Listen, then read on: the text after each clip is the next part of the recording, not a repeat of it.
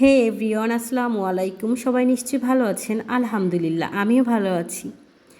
জামাইকে বলেছিলাম মাঝে মাঝে একটু ঘুরতে নিয়ে যেও, কিন্তু সে বেচারা সময়ই পায় না।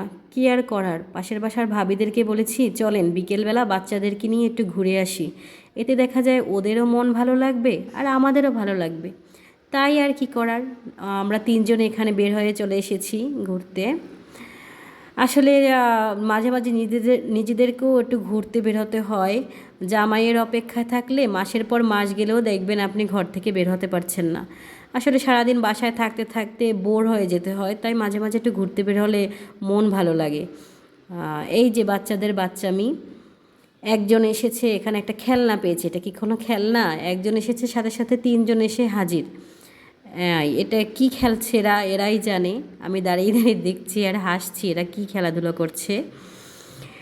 এটা হচ্ছে একটা ফার্ম, একদম খোলা জায়গা। এখানে অনেক গরুর ফার্ম, সাথে হচ্ছে একটা মিল, রাইস মিল। এইখানে অনেক বড় জায়গা, তো শহরের ভিতরে এরকমের খোলা জায়গা পাওয়াটা মুশকিল। তাই এখানে একটু খোলা জায়গা দেখে এখানে এসেছি। প্রতিদিন বিকেলেই এখানে ছেলেরা ক্রিকেট খেলে, তারপর ব্যাডমিন্টন খেলে, তারপর সাইকেল চালাতে আসে অনেক বাচ্চারা। তাই বাসা থেকে দেখা যায়, আমাদের ওই যে বাসা দেখা যাচ্ছে ওখান থেকেই দেখা যায় এই ফার্মটা। তাই চলে এসেছি। এই যে দেখতে পাচ্ছেন অনেক গরু, বড় বড় গরু। এগুলো হচ্ছে উন্নত জাতের গরু। এই বাচ্চাদেরকে আসলে দেখাচ্ছিলাম এগুলো, ওরা দেখলে এগুলো খুশি হয় পশু পাখি দেখলে।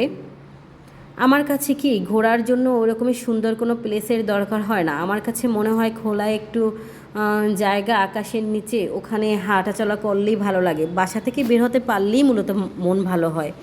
এখানে হাঁটতে হাঁটতে আমাদের পা ব্যথা হয়ে গেছে। এই যে দেখেন ভাবি বসে পড়েছে, একটা সাইকেল পেয়েছে কার যেন সেখানে। দেখেন তার বাচ্চাটা কত কিউট, গুলুমুলু, একদম গুলুমুলু বাচ্চাটা। আমার ছেলে এখানে ঘাস লতা পাতা তুলছে, আমি ভিডিও করতেছিলাম। সেখানে হঠাৎ করে পাশের বাসার ভাবির ছেলে নাহিয়ান দৌড় দিয়ে চলে এসেছে ক্যামেরার সামনে।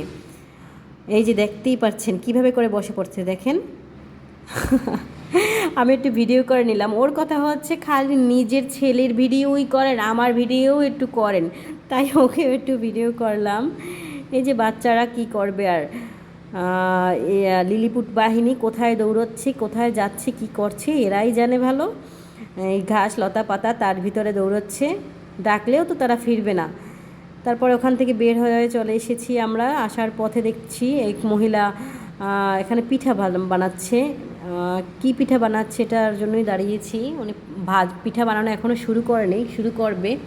উনি নাকি ভাপা পিঠা আর চিতই পিঠা বানায়।